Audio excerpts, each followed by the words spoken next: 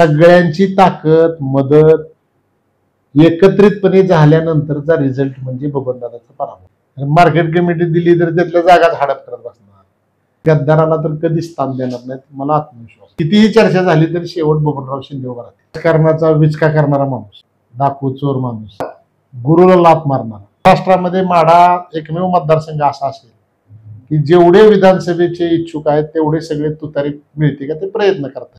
जिल्हा परिषदच्या शिक्षणाचा दर्जा सुधारला पाहिजे। आरोग्याच्या दृष्टीने आमच्या माढा विधानसभा मतदारसंघामध्ये फार मोठी पोकळी आहे। आज ऊसाच्या बाबतीमध्ये सातत्यानं शेतकऱ्यांची ओरड असते की आमच्या ऊसाचा काटा मारला जातोय, रिकव्हरी चोरली जाते। माढ्याचा आमदार कोण होणार 2024 ला? संजय कोकाटे। नमस्कार, जनसह्याद्री मराठी न्यूज चॅनल मध्ये मी अक्षय यादव आपल्या सर्वांचं सहर्ष स्वागत करतो। मित्रांनो, विधानसभेची निवडणूक अगदी काहीच महिन्यावरती आलेली आहे आणि आपण वेगवेगळ्या मतदारसंघांचा आढावा घेत असतो। आज आपण माढा मतदारसंघात आलेलो आहे। पाठच्या वेळेस 2019 साली संजय बाबा कोकाटे हे या मतदारसंघातून निवडणूक लढलेले होते आणि आता येणाऱ्या विधानसभेला 2024 ला त्यांची तयारी कशी असणार आहे जाणून घेणार आहोत आपण त्यांच्याकडून की त्यांनी तयारी कशा प्रकारे केलेली आहे। सर्वप्रथम बाबा नमस्कार आमच्या चॅनल मध्ये। नमस्कार। कशा पद्धतीने आता महाविकास आघाडीचा चेहरा म्हणून आपल्याकडे पाहायचं काम आहे? 2019 ची निवडणुकीत पराभव झाल्यानंतर अगदी दुसऱ्या दिवसापासून 2024 ची विधानसभा निवडणूक लढवायची त्या पद्धतीने मी सातत्याने 24 तास 365 दिवस जनतेसाठी उपलब्ध होतो आणि आहे। आणि आत्ताची तयारी म्हटलं तर मी आमदार झाल्यावर काय करणार आणि आमदार झाल्यावर काय नाही करणार या सगळ्या गोष्टी शपथपत्राच्या रूपाने मी प्रत्येक मतदारसंघाच्या घरी 138 गावामध्ये पोच केलेले आहेत आणि फेसबुक लाईव्हच्या माध्यमातून मी प्रत्येक आठवड्याला एक विषय घेतो की बाबा शिक्षणावरती काय आपल्या त्रुटी आहेत, काय केलं पाहिजे, आरोग्यावरती काय त्रुटी आहेत, काय केलं पाहिजे, आज ठेकेदारीमध्ये भ्रष्टाचार कसा बोकाळलाय, क्वालिटी रस्त्याची नाही त्यामध्ये काय केलं पाहिजे, पिण्याच्या पाण्याच्या, शेतीच्या पाण्याच्या, आज ऊसाच्या बाबतीमध्ये सातत्यानं शेतकऱ्यांची ओरड असते की आमच्या ऊसाचा काटा मारला जातोय, रिकव्हरी चोरली जाते।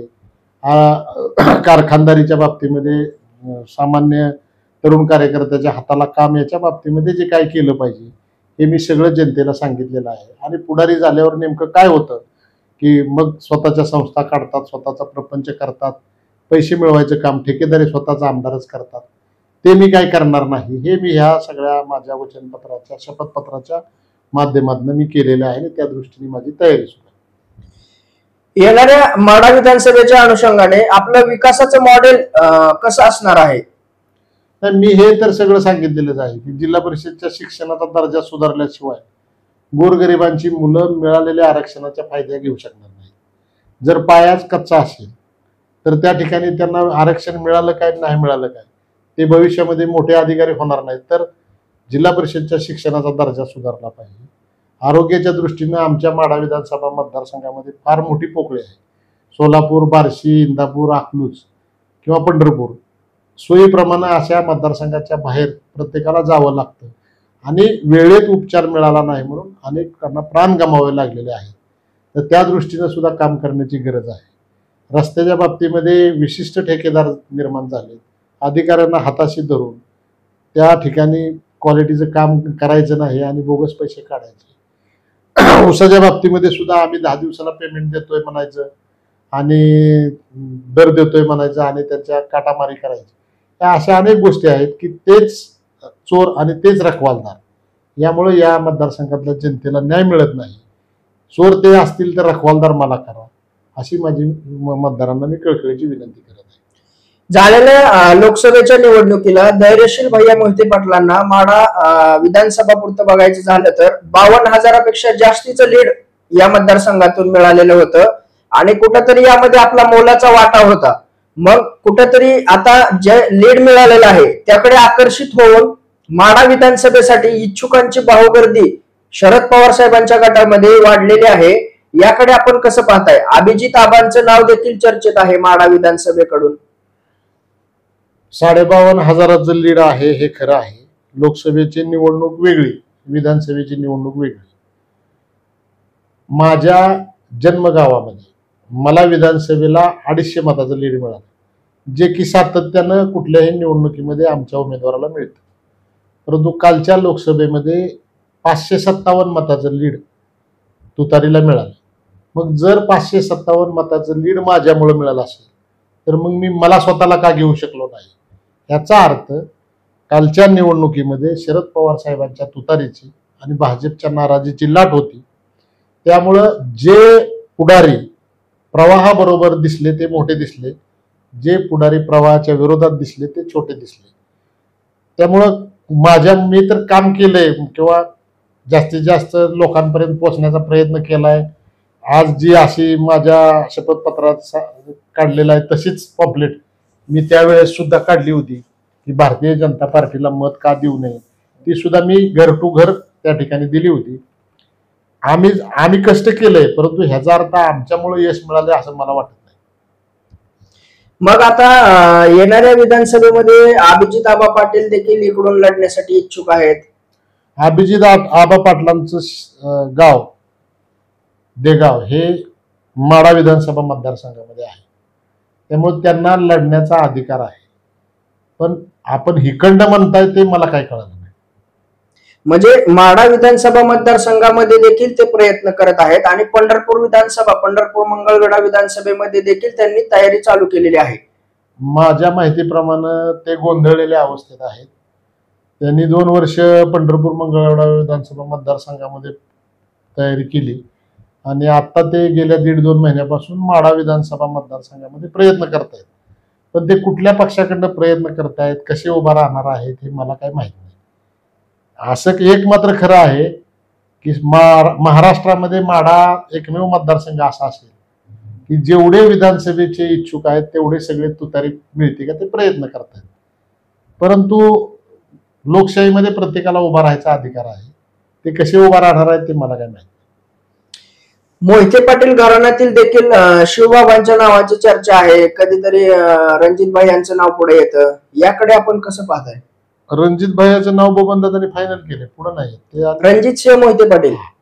रणजितसिंह मोहिते पाटील भारतीय जनता पार्टीचे विधान परिषदेचे सदस्य आहेत. त्यांनी अजून तरी काय राजीनामा दिल्याचा ऐकला नाही मी. जयसिंह मोहिते पाटलांनी आमच्या घरातलं कोणी लढणार नाही हे मात्र मी सोशल मीडियावरती त्यांची व्हिडिओ बघितलेला आहे. पण आम्हाला माढा विधानसभा लढायची असं मोहिते पाटील कुटुंबातील कुणी म्हटल्याचं मी अद्यापपर्यंत ऐकलेलं नाही. प्रत्येकाचे कार्यकर्ते असतात, प्रेम करणारे असतात, त्यांना वाटत असतं ते सोशल मीडियावरती काहीतरी टाकत असतात आणि ते राष्ट्रवादी काँग्रेस पार्टी शरदचंद्र पवार गटाचे निष्ठावंत कार्यकर्ते आहेत. त्यांना सुद्धा मागण्याचा अधिकार आहे. शेवटी पवार साहेब आणि विजयसिंह मोहिते पाटील, धैर्यशीलबाई मोहिते पाटील ठरवतील की ह्यातला उमेदवार कोण ठरवायचा आणि कोण पराभव करू शकतो आणि ते निर्णय घेतील.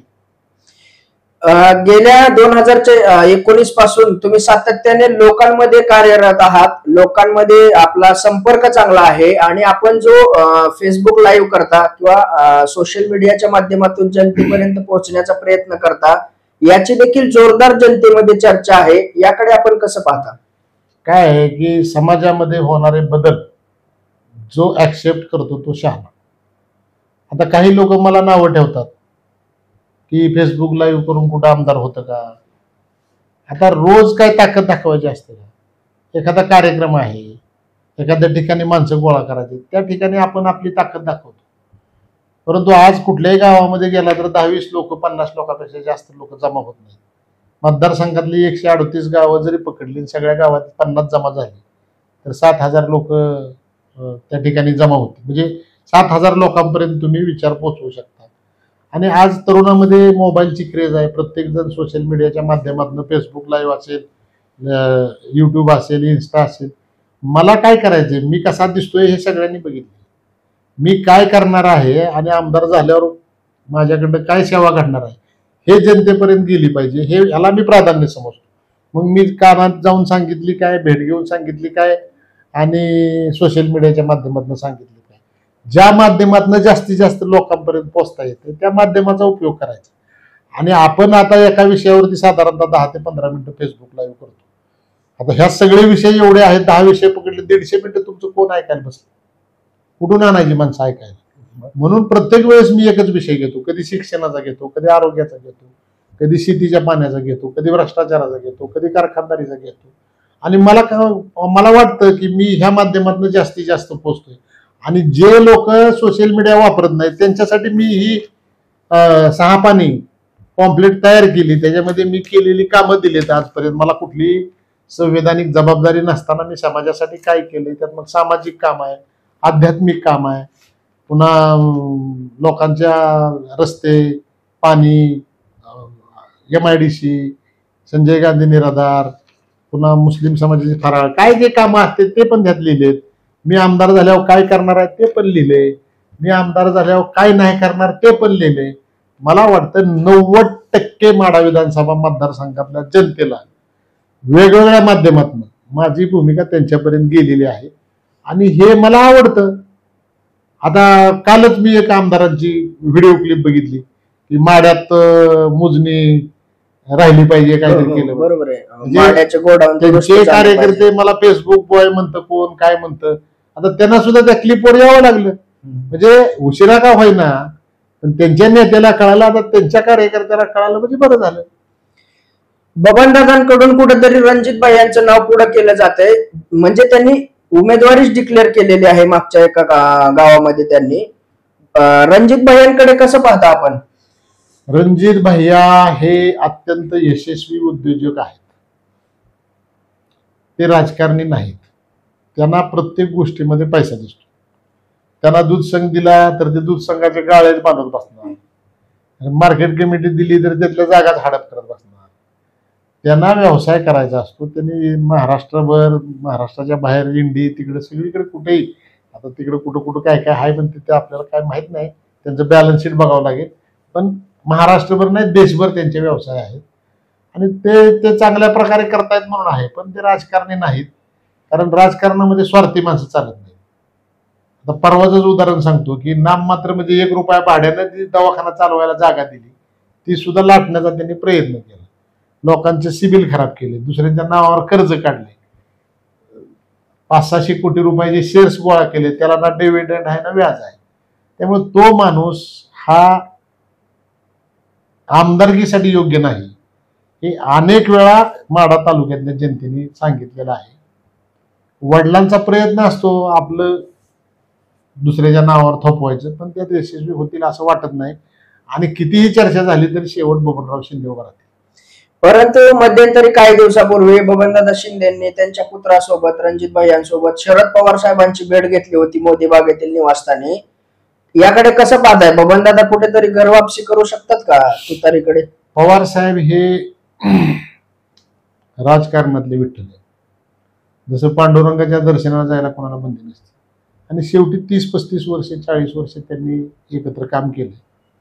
आपण जसं एखाद्या वरिष्ठाकडे जाऊन झालेली चुकीची दिलगिरी व्यक्त करतो, माफी मागतो, तसा काहीतरी प्रकार त्यांनी केला असेल की साहेब आम्ही गद्दारी केली, आमचं चुकलं, आम्हाला परत घ्या, असं ते म्हणले असतील. पण साहेबांनी त्यांना तब्येतीची काळजी घ्यायला सांगितली, एवढं मला कळालंय. म्हणजे एकंदरीत पवार साहेबांचा देखील कुठेतरी विरोध आहे. ज्या वेळेस राष्ट्रवादी काँग्रेस पार्टी ही प्रस्थापितांचा पक्ष म्हटला जायचा, राष्ट्रवादीचा जन्म झाल्यापासून कधीही सहानुभूती सामान्य माणसाची राष्ट्रवादीला एवढी नव्हती, तेवढी आज मिळाली. ती कधी मिळाली तर हे सगळे प्रस्थापित सोडून गेल्यानंतर मिळाली. सामान्य माणसाचा चेहरा हा पक्ष झालाय आणि ही संधी पवारसाहेब सोडतील असं मला वाटत नाही. पुन्हा प्रस्थापितांचा पक्ष राष्ट्रवादीला ते होऊ देणार नाही आणि गद्दाराला तर कधीच स्थान देणार नाहीत, मला आत्मविश्वास आहे. एक शेवटचा प्रश्न, येणाऱ्या विधानसभेमध्ये तुतारीकडून आपलं नाव कन्फर्म असू शकतं का? म्हणजे आपण लढणार का येणाऱ्या विधानसभेला? प्रत्येक इच्छुकांना वाटतं तसं मला पण वाटतं की तुतारीचा उमेदवार मीच आहे आणि मलाच तुतारी मिळणार आणि निवडणूक लढणार. कारण महाराष्ट्रामध्ये आम्ही बघत असतो, आम्ही प्रत्येक गावोगावी जात असतो, फिरत असतो, लोकांचा असा ग्रह झालाय की ज्या उमेदवाराला तुतारी हे चिन्ह मिळेल तो उमेदवार आमदार होऊ शकतो. मग कुठेतरी एवढा जो संघर्ष आपण मागच्या काही वर्षांमध्ये केलाय त्याचं कुठेतरी फलित येणाऱ्या विधानसभेला होऊ शकतं का? हे खरं आहे की जनतेमध्ये गेल्यानंतर लोक म्हणतात तुम्ही आमच्याकडे येऊन भेट देण्यापेक्षा तुम्ही पवार साहेबांच्या दारात बसा आणि तुतारी घेऊन या. आमच्याकडे येऊन काय है उपयोग नाही तुमचा, कारण आम्ही तुतारीला मतदान करणार आहोत. आणि मग वातावरण तर तुतारीचं आहे, परंतु त्यासाठी सुद्धा सगळा विचार करावा लागेल. उमेदवार लोकांच्या मनातला, साहेबांची ताकद, मोहिते पाटलांची ताकद, या सगळ्या गोष्टी, म्हणजे ह्या मतदारसंघामध्ये कुठला एकही घटक असा नाही की तो स्वतःच्या हिमतीवरती आमदार होऊ शकतो. सगळ्यांची ताकद, मदत एकत्रितपणे झाल्यानंतरचा रिझल्ट म्हणजे बबनदादाचा पराभव. आपण मुलाखतीच्या शेवटाकडे आलेलो आहे.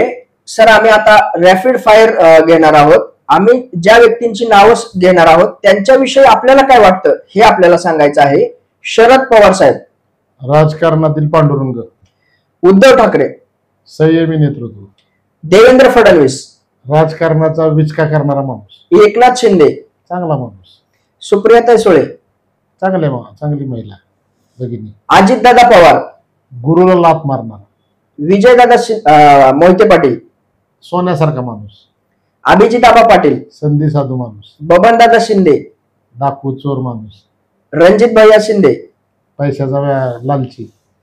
आणि शेवटचं माड्याचा आमदार कोण होणार 2024 ला? संजय कोकाटे. मंडळी, हे होते माडा विधानसभेचे संभाव्य शरद पवार गटाचे उमेदवार संजय बाबा कोकाटे.